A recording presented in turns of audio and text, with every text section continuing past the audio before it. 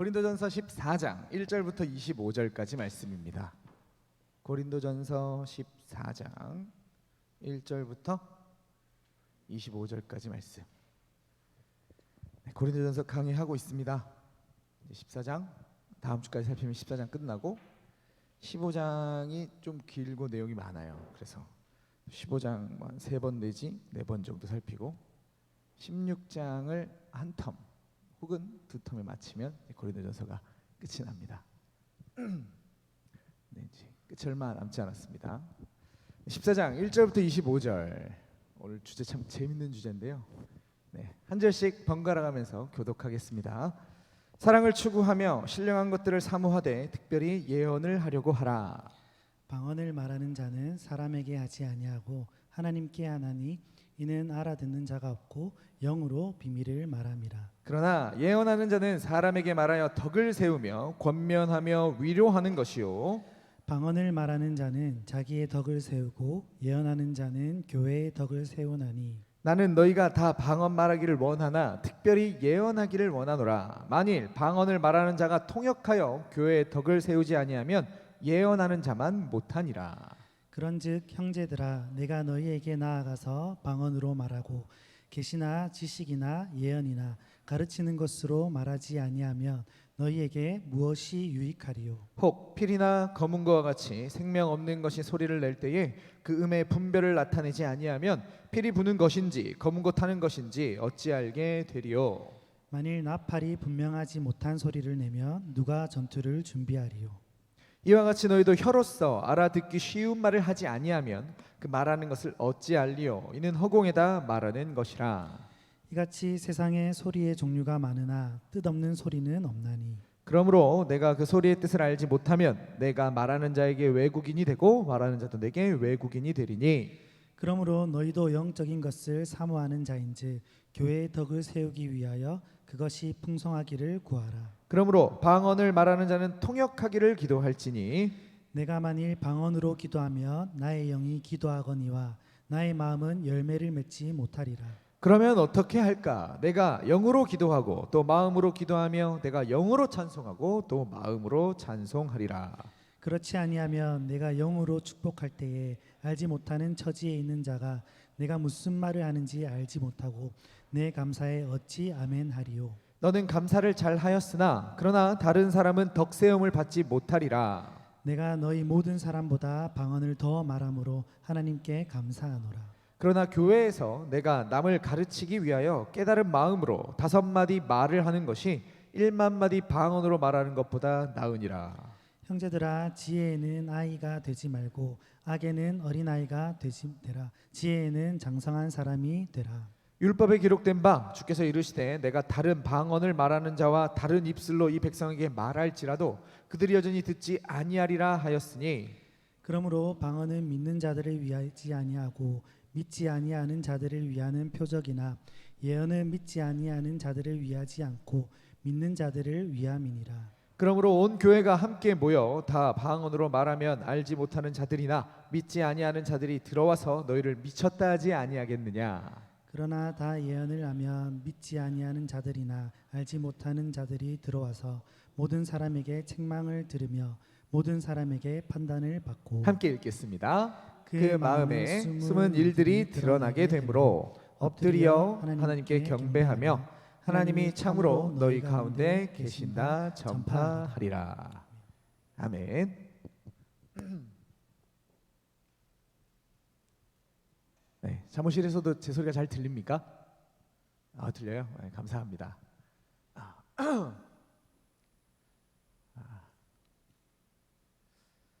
기독교는 신비의 종교입니다.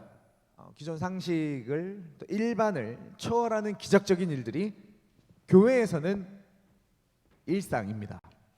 당장 우리가 믿는 예수님이 신비 그 자체이십니다.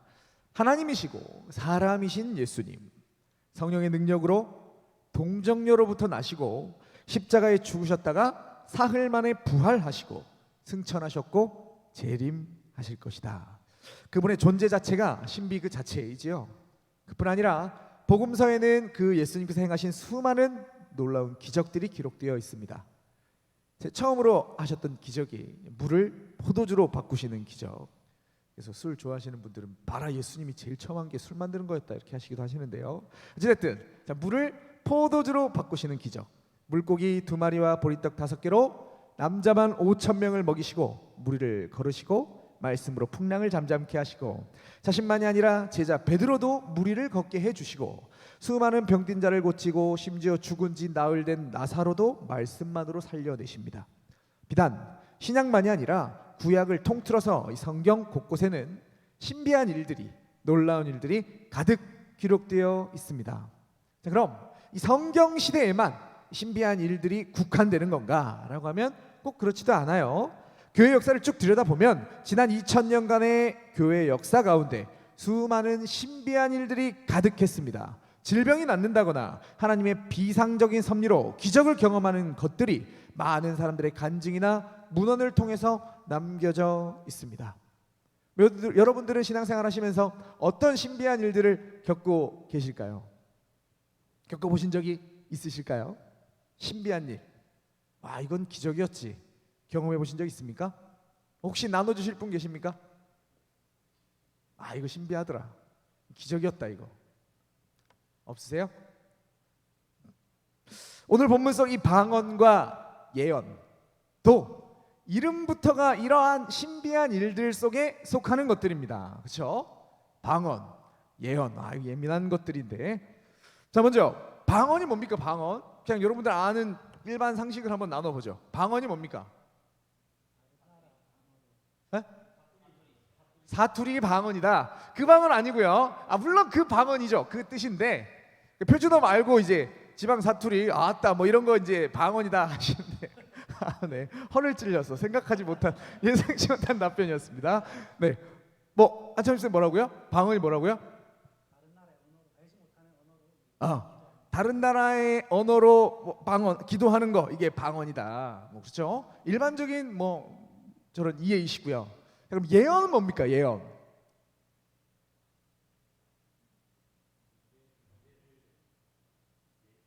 아 미래를 맞추는 거, 그렇죠? 딱 보니까 오케이, 성우 형제는 앞에 보니까 여자가 없네. 독신의 은사가 있네. 뭐 이런 거, 이런 게 이제 예언이라고요. 일반적으로 이거 예언 아니고요. 그냥 개소리입니다. 그냥 이렇게 얘기를 하죠. 일반적으로 이게 예언이다 우리가 생각을 합니다. 일반으로 생각하는 게 중요한가? 세상 사람들이 뭐라고 얘기하는 게 중요한가? 우리에게 가장 중요한 건 말씀이 무엇이라고 얘기하는가겠죠. 자, 그래서 오늘은 우리가 함께 읽은 이 긴 본문을 통해서 방언이 뭐고 예언이 뭐고, 특별히 바울이 이 본문 안에서 두 운사들을 가지고 뭘 말하고 있는지 한번 살펴보도록 하겠습니다. 먼저 본문을 차근차근 뜯어보기는 시간이 부족해요. 그래서 오늘 본문을 중심으로 방언이 뭐고 예언이 뭔지부터 한번 규정하고 딱 답을 내리고 시작하도록 하겠습니다. 자, 방언이 언제 처음 등장했을까요? 물론 사투리라고 얘기하면 답이 없습니다. 네, 방언, 우리가 생각하는 한창수 쌤 말씀하신 저런 방언, 교회 안에서 일반적으로 사용되는 저 방언이 언제 처음 등장했는가? 마가다락방에서 오순절날에 성령께서 강림하실 때 첫 등장을 합니다. 사도행전 2장, 뭐 가능하시면 한번 펼쳐보시고요. 사도행전 2장을 쭉 보시면요, 오순절날 마가다락방에서 성령을 기다렸던, 간절히 기도하고 있던 120명의 성도들에게 성령이 바람처럼 불처럼 임하셨습니다. 그때 성령의 임재를 경험한 성도들이 성령의 충만함에 뛰쳐나가서 성령이 말하게 하심을 따라 다른 언어로 말하기 시작했습니다. 당시는 유월절이라고 하는 큰 절기로 인해서 세계 각국에서 디아스포라 유대인들이, 세계 각국에 찢어져 있던, 흩어져 있던 유대인들이 절기를 지키기 위해 예루살렘이라는 이 도성에 모여있던 시기였는데, 그러니까 그들이 각자 다양한 언어들을 가지고 있었겠죠. 그들이 이렇게 왔을 때 이렇게 성도들이 방언하는 모습을 보면서 그 말을 듣고 자기들이 난 곳, 자기들이 일상적으로 해왔던 그 나라의 방언들이 들린다고 놀라워했습니다. 여기 언급되고 있는 지역들이 꽤 많아요. 사도행전 2장 7절부터 11절 말씀 보시면요, 다 놀라 신기하게 여기 이르되 보라 이 말하는 사람들이 다 갈릴리 사람이 아니냐. 8절 우리 각 사람이 난 곳 방언으로 듣게 되는 것이 어찌 됨이냐. 우리는 바데인과 메데인과 엘람인과 또 메소포타미아, 유대와 갑바도기아, 본도와 아시아, 부르기아와 밤빌리아, 애굽 및 구레네에 가까운 리비아 여러 지방에 사는 사람들과 로마에서부터 온 나그네 곧 유대인과 유대교에 들어온 사람들과 그레데인과 아라비아인들이라 우리가 다 우리의 각 언어로 하나님의 큰일을 말함을 듣는도다 하고, 꽤 많은 지역의 사람들이 자신들의 언어로 하나님의 큰일을 들었고, 이 놀라운 일을 시작으로 베드로의 설교를 듣고 수많은 사람들이 예수를 믿게 되는 놀라운 기적이 사도행전 2장에 기록되고 있습니다. 방언의 첫 등장이죠. 유대 지역 다 갈릴리 사람들, 그 동네 토박이니까 아람어만 써야 되는데, 끼케야 헬라어 정도 써야 되는데, 이들이 이렇게 다양한 언어들로 하나님의 큰일, 예수 그리스도의 부활, 복음을 선포했다라는 겁니다. 이러한 방언의 첫 모습에서 우리가 확인할 수 있는 것은 방언이란 다른 언어, 곧 다른 지방에서 실제로 사용되는 언어라는 거죠. 이게 방언에 대한 어쩌면 가장 상식적이고 일반적인 개념입니다. 그런데 교회에서 방언하시는, 혹시 여기 방언하실 수 있는 분 계십니까? 절대 탓하지 않고 시켜보지 않습니다. 나 방언할 수 있다. 방언 못하십니까? 그래요? 와, 뭐 어떤 교회는 방언 못하면 구원 못 받았다 그러는데 여기는 방언 받는 분이 한 분도 없네. 일반적으로 오늘날 수많은 사람들이 하는 방언, 본인이 못해도 들어보신 적은 있죠, 그렇죠? 하는 것을 본 적은 있을 거예요 아마. 그분들의 방언을 잘 들어보면요, 이러한 언어 체계를 가지고 있지 않은, 즉 다른 나라의 언어가 아니라 마치 제가 우스갯소리로 목자들한테 저 사람들이 방언하는 걸 봤을 때 외계인이 실존한다, 지구상에 저런 언어는 없기 때문에 안 들으면 어디 있을 것이다, 목자들에게 우스갯소리로 얘기한 적이 있습니다. 우스갯소리입니다. 자, 사람의 말이 아닌 것과 같은 언어들이 있어요. 뭐 제가 따라해도 되는가 모르겠습니다. 뭐 아르르르 주따따따 뭐 발라발라 뭐 이런 거 많아요. 네, 그렇게 하는 것들이 있습니다. 누가 들어도 언어 체계가 없어요. 분명히 다른 소리들이 들려야 그게 뜻이 분간이 될 건데요, 매번 같은 말만 반복하는 아르르르르, 이게 무슨 나라 방언인가? 이 어느 나라 소통이 될까요? 아르르르르 이렇게 하면은 표정으로 소통이 되려나? 매번 같은 말만 반복되는 이상한 주문 같은 방언을 하시는 분들이 계셔요. 우리나라만의 문제인가? 그건 아니거든요. 전 세계적으로 이렇게 방언하시는 분들이 계십니다. 뭐 선교단체 활동 같은 거 해보시고, 혹 다른 나라의 그 선교단체에 활동하시는 분들과 교제할 수 있는 사람, 그 상황이 닥치시면 한번 뭐 여쭤보셔도 괜찮고, 뭐 CCC나 YM이나 이런 분들 거기서 보시면 미국 사람들도 방언 알아라 주라라 하시고요. 네, 뭐 저기 뭐 아프리카 분들도 하시고 막 그래요. 그러니까 이게 우리나라만의 독특한 잘못된 모습들은 아닌 것이다라는 거죠. 네, 그럼 이게 우리나라만의 독특한 모습이 아니라면 전 세계적으로 이런 방언을 하시는 분들을 발견할 수 있다면, 앞서 제가 말씀드렸던 다른 언어로서의 방언뿐 아니라 다른 방언에 대한 개념이 필요합니다. 그때 사용되는 게 고린도전서의 말씀들이에요. 당장 우리가 살펴왔던 말씀인데요, 12장 10절, 어떤 사람에게는 능력 행함을, 어떤 사람에게는 예언함을, 어떤 사람에게는 영들 분별함을, 다른 사람에게는 각종 방언 말함을, 어떤 사람에게는 방언들 통역함을 주시나니. 다른 은사들 앞에는 각종이란 말이 없습니다. 방언만 각종이라는 말이 붙어 있어요. 그래서 방언에는 여러 종류가 있다 라고 해석할 수 있습니다. 이 각종이 단순히 언어의 종류라면 여기에 이 방언에게만 각종이라는 말이 붙을 필요가 없다라는 거예요. 뭐 누구는 영어로 하고, 지금도 계속 기도하고 있습니다. 영어로 방언 달라고. 자, 누구는 영어로 하고, 누구는 중국어로 기도하고, 뭐 이런 단순히 다른 언어들 뿐이라면 여기에 다른 은사들 앞에는 그런 내용이 전혀 없는데 왜 여기 방언에만 각종이라는 말이 있는가라는 거죠. 그래서 방언이 이 다른 언어로서의 방언 말고 다른 종류의 방언도 있다라는 해석이 가능하다라는 거예요. 그러면 그 다른 방언이 무엇인가? 천사의 말, 천사의 언어로서의 방언입니다. 일단 사람은 아니에요. 사람은 아닌데 왜냐하면 이 땅에서 그런 것들이 발견이 되지 않으니까. 자, 그러니 영적 존재인 천사의 언어가 알아라 주라라 뭐 주따따 이런 게 될 수 있다라는 거예요. 당장 고린도전서 13장 1절, 내가 사람의 방언과 천사의 말을 할지라도 이야기를 하죠. 사람의 방언이 있고 천사의 말이 있다, 이렇게 두 개로 굳이 나눠서 사도 바울이 이야기를 하고 있잖아요. 천사의 말이니까, 영적 존재들의 말이니까 우리가 생각하는 기본적인 언어 체계, 뭐 단어, 동사, 뭐 수로, 뭐 이런 거 없어도 뭐 의사소통이 될 수 있지 않겠는가? 천사의 말일 수 있다라는 겁니다. 그런데요, 당장 이 천사의 말, 이 방언 중에 하나이다 라는 주장은 이 13장의 내용 자체로 반박이 됩니다. 저기 13장 혹시 성경 가능하면 펼쳐보실까요? 13장 어떤 구절이 천사의 말로서의 방언을 반박하는 구절이 될까요? 지난주에 우리가 사랑장 13장 쭉 살펴봤는데 어떤 구절이 천사의 말이 방언일 수 있다라고 하는 이에 대한 반박이 되는가? 몇 절 되지 않죠? 13절밖에 되지 않습니다. 어딜까요?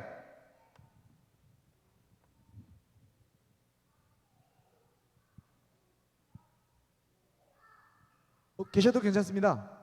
네. 괜찮아요. 네. 편하게 기저귀 가시고, 네. 애들 떠들어도 괜찮아요. 원래 그런 거죠. 모르겠어요? 8절 말씀 보시면요, 사랑은 언제까지나 떨어지지 아니하되 예언도 패하고 방언도 그치고 지식도 패합니다. 보세요. 방언이 천사의 말일 수 있다면 천국에서 나중에 우리가 천국 갔을 때, 주님이 재림했을 때 천사들이 한꺼번에 싹 다 없어집니까? 천사들 계속 계시겠죠? 그렇죠? 근데 왜 천사들의 말이 그쳐져야 됩니까? 방언이 천사의 말이라면 천사들도 의사소통해야 되는데 그때는 왜 천사의 말이 그쳐지냐고요. 그래서 저는 이 13장의 천사의 말을 방언의 다른 한 종류로 보지 않고요, 아무리 방언이 특수하고 또 멋있어도 방언을 넘어서서 어떤 탁월한 말을 해도 라는 의미의 과장법으로 해석을 합니다.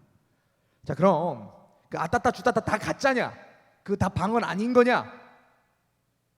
라고 하면 그것도 좀 애매해요. 전 세계적으로 발견이 되니까. 일단 제가 안 하니까, 여러분들도 안 하시니까 모르겠습니다만, 그래서 또 다른 해석이 하나 돼도 됩니다. 이른바 황홀경에서 내뱉는 말이라는 거예요. 이 역시도 성경의 나름의 근거가 있습니다.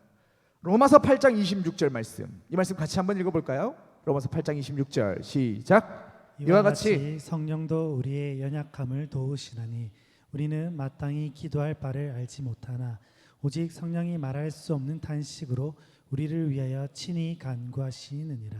우리가 어떻게 기도해야 될지 모를 때 성령께서 말할 수 없는 탄식으로, 말은 아니라는 거잖아요, 그렇죠? 말할 수 없는 탄식으로 일종의 황홀경을 우리 가운데 끌어내셔가지고 우리가 황홀경에 들어가게 하셔서 우리를 위해서 성령께서 직접 간구하시는 것, 이게 방언이라는 거예요.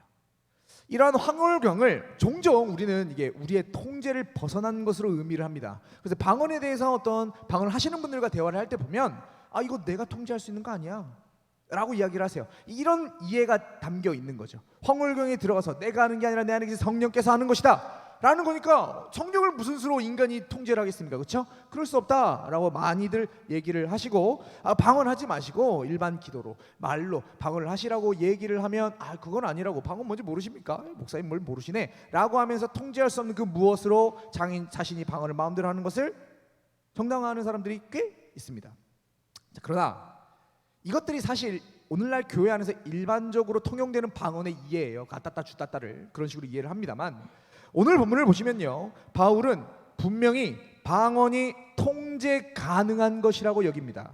다음 주에 살펴볼 본문이긴 합니다만 먼저 볼까요? 고린도전서 14장 28절 말씀, 만일 통역하는 자가 없으면 교회에서는 잠잠하고 자기와 하나님께 말할 것이요 라고 이야기를 합니다. 공적인 자리에서, 예배의 자리에서 방언 통역을 할 수 있는 사람이 없다면 잠잠해라, 방언하지 마라 라는 말이거든요. 즉 방언으로 기도하지 말라라는 말은 이 방언을 우리가 통제하지 못하는 게 아니라는 거예요. 그죠? 이거 안 돼. 내 안에 성령께서 하시는 거라서 내가 이걸 통제할 수 없어. 잠잠할 수 없어. 그렇게 말을 해야 되잖아요. 근데 그게 아니라는 겁니다. 잠잠해. 너 통제할 수 있잖아. 하면 안 되는 거야. 라고 이야기를 하고 있다라는 거죠. 따라서 이 황홀경 속에서 말할 수 없는 탄식으로의 방언을, 이 황홀경을 통제할 수 없는 그런 극치에 올라서 하는 그런 걸로 이해하시면 안 된다는 거예요. 그럼에도 성령의 탄식으로는 볼 수 있어요. 황홀경에 들어가서 통제하지 못하는 그 무엇으로 성령께서 직접 하시는 그런 건 아니라 성령의 탄식이지만 성령께서 우리 안에서 우리를 대신해서 기도를 해주신다라고, 황홀경까지는 아니지만 우리 통제를 벗어나지 않진 통제할 수 있는 성령의 탄식 정도로 이해할 수 있습니다.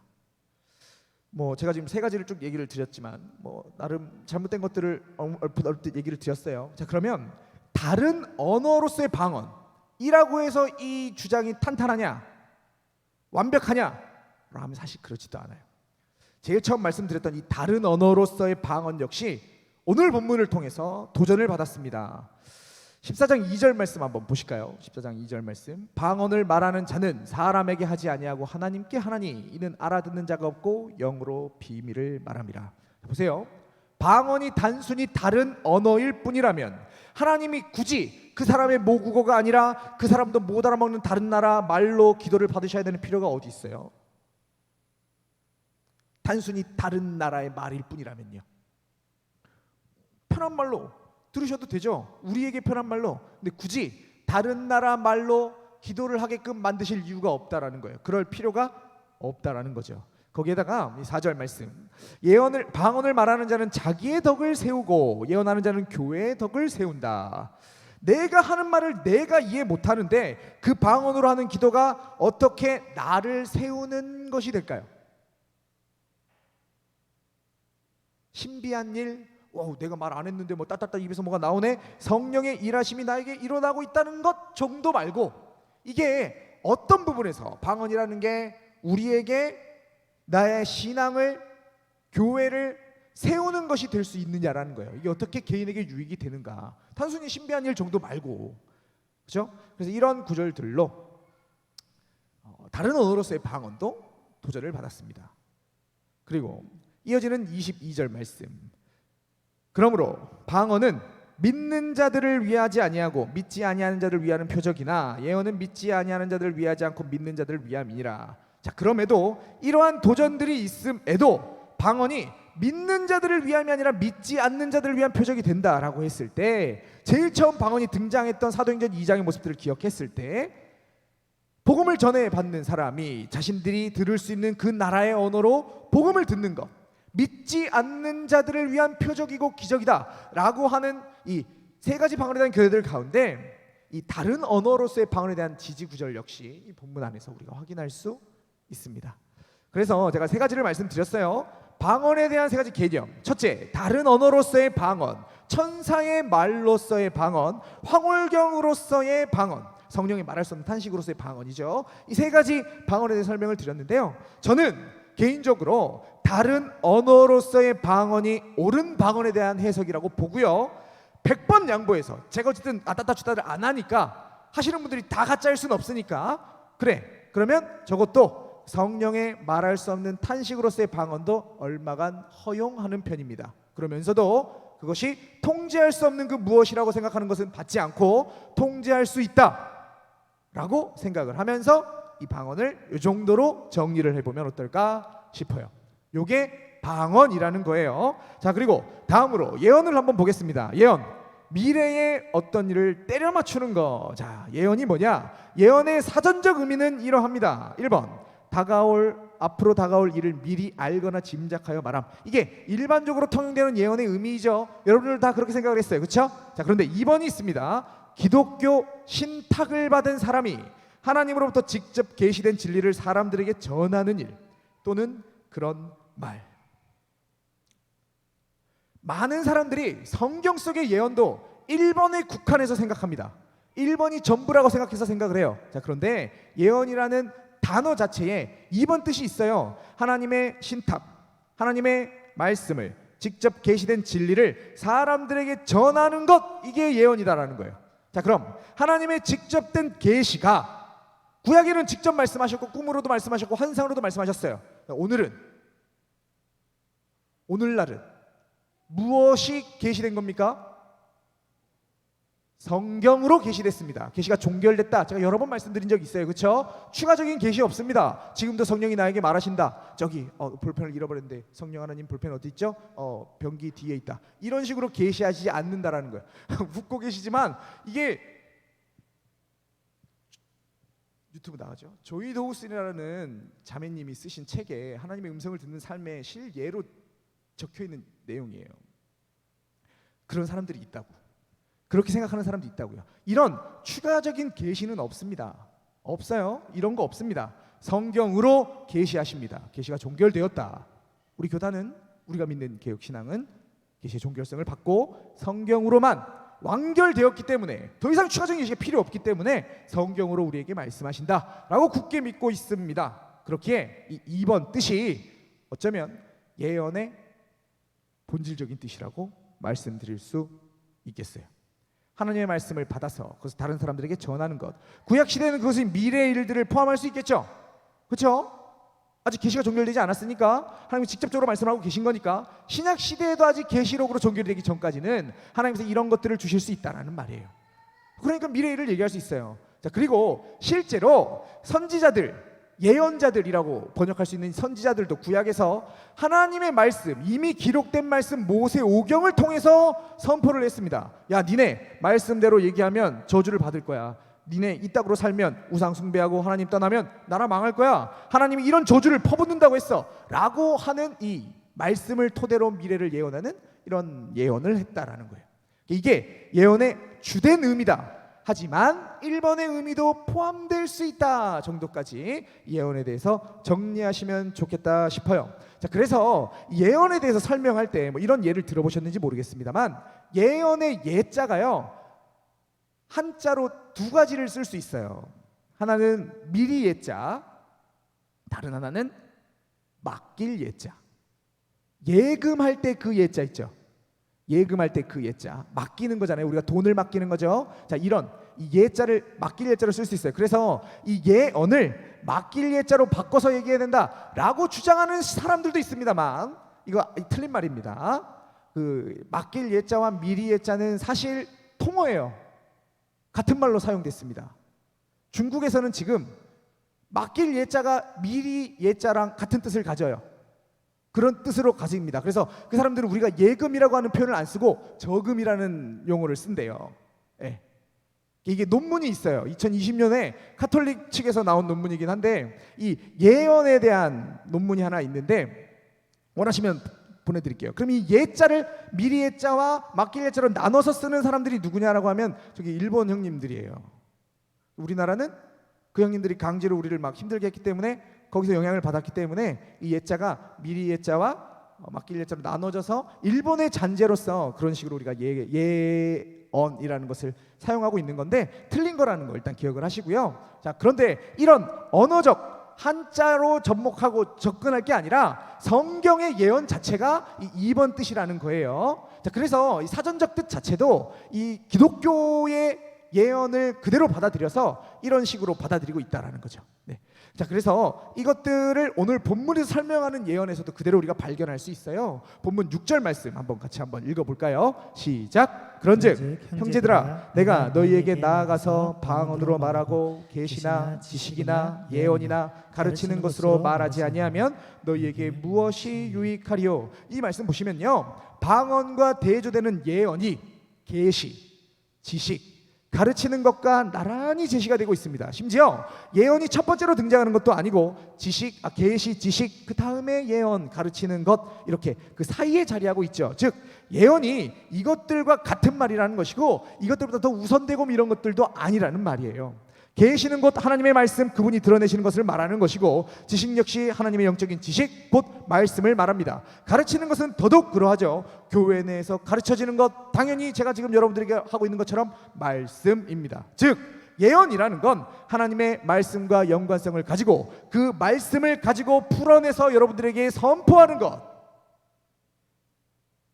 지금 제가 하고 있는 설교, 이 예언의 의미를 정리할 수 있겠다라는 겁니다. 거기에다가 오늘 본문 말씀의 후반부 24절부터 25절까지 말씀 보시면요, 이 예언의 결과가 나오는데요. 자, 그러나 다 예언을 하면 믿지 아니하는 자들이나 알지 못하는 자들이 들어와서 모든 사람에게 책망을 들으며 모든 사람에게 판단을 받고 그 마음에 숨은 일들이 드러나게 되므로 엎드려 하나님께 경배하며 하나님이 참으로 너희 가운데 계신다 전파하리라. 예언을 듣는 자들이 경험하는 것, 이게 뭐냐면 믿는 자들 혹 알지 못하는 미성숙한 성도들이 그 예언이라는 것을 통해서 책망을 듣고 판단을 받고 그 신앙이 그 마음의 숨은 일들을 깨닫게 되고 엎드려져서 하나님께 경배하게 된다. 미래의 일을 들으면 이게 막 놀래가지고 그럴 수도 있겠다 싶지만, 사실 미래의 일이라기보다 이런 결과를 이끌어내는 건 우리가 쭉 교회 안에서 들어왔던 말씀들로 확인해 보자면 하나님의 말씀을 통해서 설명되고 가르쳐지는 설교가 가장 어울리는 개념이라고 말씀드릴 수 있겠어요. 자, 그래서 예언을 정리합니다. 미래의 일을 이야기하는 것을 얼마간 포함하지만 훨씬 더 일반적이고 본질적인 것은 계시, 곧 하나님의 말씀의 지식을 연구하고 가르치는 것, 이른바 제가 지금 하고 있는 이 설교의 작업이 예언에 해당한다 말씀드릴 수 있겠죠. 추가로 조금 더 첨언을 해보면, 자, 그럼 미래의 일을 포함하는 건 무슨 말을 뜻하는 것인가? 저도 미래 예언할 수 있어요. 성웅 형제 여자 없다라는 거 말고, 그거 말고, 미래 예언할 수 있습니다. 오늘 우리도 찬양했습니다. 마라나타, 우리 주님 오실 겁니다. 예언입니다. 그죠? 선포된 말씀을 통해서 주님의 재림을 예언할 수 있습니다. 죄의 삭은 사망이다. 예수 안 믿으면 죽을 것이고 지옥 갈 것이다. 그러나 예수를 믿으면 당신 천국 갈 것이다. 미래의 일들 제가 예언할 수 있습니다. 이런 것들이 예언이다. 여기까지 방언과 예언에 대해서 설명을 했는데 벌써 13분입니다. 자, 그럼 오늘 본문을 통해서 사도 바울이 이 방언과 예언의 은사를 통해서 뭘 얘기를 하는가, 이거 짧게 확인해보고 적용하고 예배를 마칠까 합니다. 자, 먼저 이 본문에서 방언과 예언은 대조되고 있어요. 그리고 방언보다 예언이 훨씬 더 탁월한 은사로서 우리가 더 사모해야 될 것으로서 언급되고 있습니다. 자, 이걸 생각하면서 오늘 본문 1절부터 5절까지 말씀 같이 한번 읽어볼까요? 한 목소리로 시작. 사랑을 추구하며 신령한 것들을 사모하되 특별히 예언을 하려고 하라. 방언을 말하는 자는 사람에게 하지 아니하고 하나님께 하나니 이는 알아듣는 자가 없고 영으로 비밀을 말함이라. 그러나 예언하는 자는 사람에게 말하여 덕을 세우며 권면하며 위로하는 것이요, 방언을 말하는 자는 자기의 덕을 세우고 예언하는 자는 교회의 덕을 세우나니 나는 너희가 다 방언 말하기를 원하나 특별히 예언하기를 원하노라. 방언을 말하는 자가 통역하여 교회의 덕을 세우지 아니하면 예언하는 자만 못하리라. 자, 여기서 바울은 먼저 1절에서 사랑을 추구하라 라고 이야기하고 오늘의 본문을 시작을 합니다. 지난주에 우리 뭐 살폈어요? 사랑장 살폈습니다. 고린도서 13장 살폈죠. 그 사랑, 모든 그리스도인들이 필수적으로 가져야 하고 교회의 필연적인 사랑, 제가 사랑 없으면 교회 아니다라고까지 말씀드렸습니다. 그렇죠? 또한 실천적이며 행동하는 사랑, 그리고 영원한 그 사랑, 그 사랑을 추구하는 것의 실제적인 적용으로 방언보다 예언을 추구하라 라는 말이에요. 왜냐? 방언은 못 알아먹으니까, 자기 자신만 좋으니까. 예언은 다 알아먹으니까 이 교회를 세우는 은사가 되기 때문입니다. 본문 안에서 제가 덕을 세운다라고 번역되어 있는 거 제가 누누이 말씀드리고 있습니다. 고린도서 설교에 보면서 계속 말씀드립니다. 이 덕을 세운다, 덕이라는 단어 어디에도 없다 말씀드렸어요. 도덕적 개념을 높인다 이런 뜻 아니라고 말씀드렸습니다. 원문에는 그저 세운다라는 단어밖에 없어요. 즉 제가 이것을 가지고 쭉 세운다는 것이 교회를 세운다, 공동체를 바르게 아름답게 세운다는 식으로 적용을 하고 있습니다. 방언이든 예언이든 이 교회에서 다뤄지는 모든 은사는 나 자신만 좋고 말면 안 되고 이 교회를 세우는, 공동체를 살리는 것이 되어야 한다라는 거예요. 방언조차도 통역이 있다면 예언과 다르지 않습니다. 누군가가 아따따 주따따 해요. 다른 나라 말로 방언 기도를 합니다. 그 방언 기도를 누군가가 듣고 통역을 할 수 있다면, 다음 주에 보다 더 자세하게 살필 겁니다. 그럼 그건 하나님께서 지금 이 순간 우리가 기도해야 될 제목들을 읊어주고 계신 거잖아요. 예언과 다르지 않아요. 그리고 감히 말씀드립니다. 그것의 해석조차도, 그것의 통역조차도 하나님의 말씀을 결코 벗어나지 않을 겁니다. 방언의 통역이 있다면, 그래서 모든 공동체가 그 내용을 알아먹고 함께 은혜 받을 수 있다면, 교회가 세워질 수 있다면 예언과 조금도 다르지 않다라는 거죠. 그러나 이 본문을 처음 받아들었던 고린도교의 성도들은 예언보다 방언을 더 우선시했어요. 방언을 무분별하게 사용했습니다. 왜 그러했던가? 멋있거든요. 다른 나라 말이든 천사의 말이든 성령의 말할 수 없는 탄식이든 신비한 방언을 하는 것이 그저 말씀을 설명하는 예언보다 폼나잖아요. 그랬기 때문에 그들은 자신을 드높이고 나를 세우기 위해서 이 방언의 은사를 가장 높은 것으로 여기고 사용했습니다. 그러나 바울이 분명히 얘기하죠. 그거 아니다 라는 거예요. 방언이 통역되어서 그 모든 방언 기도가 모든 지체들에게 들려지고, 그래서 그것으로 모든 지체들이 함께 은혜를 누리지 않는 이상 방언은 결코 예언을 앞설 수 없다. 나 자신이 아니라 교회, 나의 유익이 아니라 이 교회의 유익, 다시 한 번 더 바울은 주님의 몸된 교회를 더 우선시해야 함을 강조하고 있는 것입니다. 둘째로 바울은 이 본문 속에서 우리가 회복해야 되는 신비, 기적이 이런 방언 따위가 것이 아니라는 것을 분명히 얘기합니다. 방언 따위, 이건 실수했네요. 방언 따위 아니고 방언은 분명히 아름다운 은사입니다. 주께서 주시는 거고 아름다운 거고 놀라운 거죠. 방언 신비합니다. 무엇이 진짜 방언이라 설명하기도 어려울 만큼 신비로운 은사가 방언이잖아요. 제가 말씀드렸잖아요. 그렇죠? 실제로 제가 여기서 설교를 하는 것보다 저기 뒤에서 누군가 갑자기 예를 들어 지원자님 딱 일어나가지고 영어 드립다 못하는데 갑자기 영어로 와 방언을 한다. 놀라울 일이죠. 실제로 모두가 다 놀라울 수 있는, 신비로울 수 있는 일입니다. 그러나 바울은 그것이 진짜 신비한 게 아니다. 우리가 회복해야 될 기적과 이적은 그런 게 아니다 라고 얘기하면서 진짜 놀라운 기적을 설명하고 있습니다. 오늘 본문 마지막 부분 24절과 25절 같이 한번 읽어볼까요? 시작. 그러나 다 예언을 하며 믿지 아니하는 자들이나 알지 못하는 자들이 들어와서 모든 사람에게 책망을 들으며 모든 사람에게 판단을 받고 그 마음의 숨은 일들이 드러나게 되므로 엎드려 하나님께 경배하며 하나님이 참으로 너희 가운데 계신다 전파하리라. 뭐가 기적이고 뭐가 신비인가? 오늘 우리가 회복해야 되는 신비가 무엇인가? 믿지 않는 사람들이 이곳에 와서 말씀을 들어요. 하나님의 말씀을 연구하고 준비한 이 설교를 듣고 또 듣습니다. 그러면서 자기 마음에 죄된 부분들을 깨닫고 책망을 받고 교회적으로 판단을 받으며 결국 예수 믿지 않던 그 사람이 이곳에 엎드려 하나님께 경배합니다. 그분을 나의 주님이라고 여기고 예수를 믿게 되죠. 그 사람의 입술로 확인이 됩니다. 하나님이 참으로 너희 가운데, 이 교회 가운데 계시는구나. 여러분, 이것보다 놀라운 기적이 있습니까? 이것보다 더 신비한 일이 있을 수 있을까요? 방언이 기적입니까? 다른 나라 말 하는 것, 천사의 말을 하는 것, 그게 뭐가 신비합니까? 죽은 자가, 사망에 있는 자가 예수를 믿습니다. 세상 사람이 이곳에 나와서 말씀을 듣는 가운데 엎드려져 세상 사람인데 예수를 믿고 그분께 예배를 한다고요. 이것보다 놀라운 기적은 단연코 없습니다. 우리는 모두가 다 기적을 경험한 사람들이에요. 이 기적의 당사자들입니다. 회심의 기적, 회심의 신비를 오늘 우리 공동체가 회복해야 되는 거죠. 그래서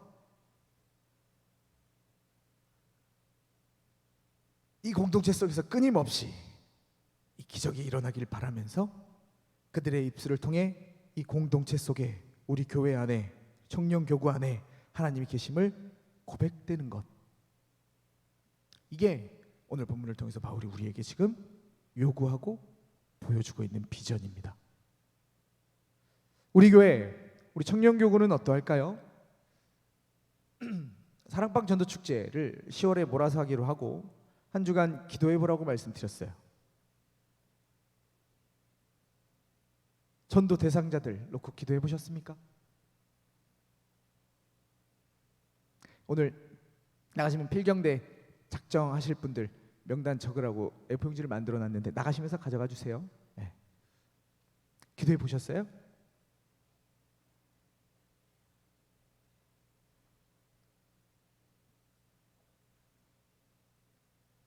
다른 게 기적이 아니에요.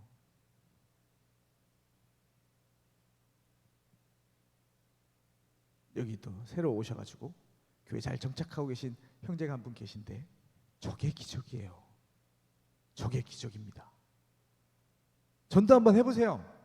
세상 사람들에게, 친한 친구들에게 예수 믿으라고 얘기해보세요. 다 코웃음 칩니다.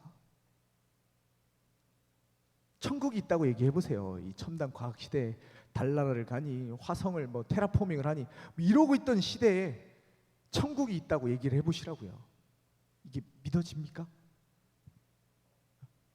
이걸 얘기했을 때 그래 교회 한번 가볼까? 이게 기적이라고요. 이번에 학습 받으셨죠? 내년에 세례 받으시겠죠? 저게 기적이에요.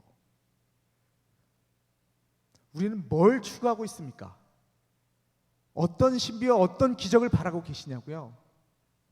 내가 경험한 그 신비를, 내가 경험한 그 기적을 이곳에서 우리가 매주 본다면 세상 사람만 그렇게 고백할까요? 우리도 고백하겠죠. 아, 여기에 주님이 계시는구나. 우리 하나님이 우리와 함께 하시는구나. 우리가 이런 교회구나. 생각하지 않을까요?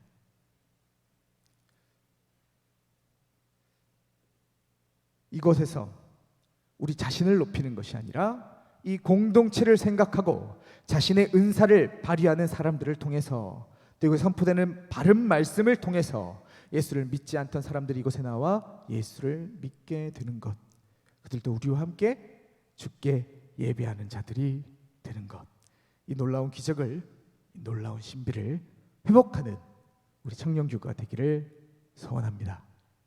자녀님들 등단해 주시고요. 그래서 이곳에 우리 주님이 계신, 이 교회 안에 주님이 살아계심을 우리만 그냥 자위하고 마는 게 아니라 그들의 입술을 통해서 듣게 되는 우리 청년교구가, 우리 주례교회가 되기를 시간 주님의 이름으로 간절히 축복합니다.